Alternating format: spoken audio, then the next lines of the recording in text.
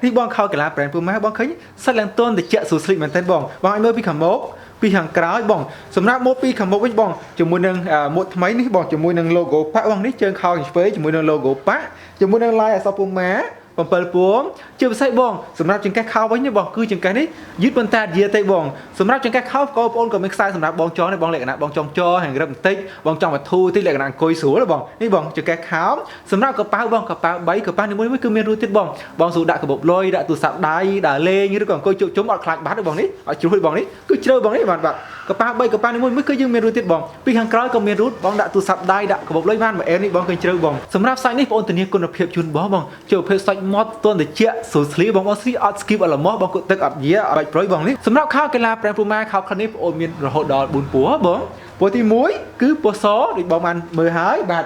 សម្រាប់ពណ៌ទី2ពណ៌ទឹកប៊ិចកម្ៅពីខាងមុខសាតបងនេះពីខាងមុខពីខាងក្រោយពណ៌ទី3ពណ៌ប្រផេះពីខាងមុខពីខាងក្រោយសម្រាប់ពណ៌ទី4ពណ៌ខ្មៅបងឃើញពីខាងមុខពីខាងក្រោយបងកំងចាប់ពី3ខោទៅគឺបងព្រីសវ៉ាដាក់ជូនបង25ខែក្រុងហ៎បង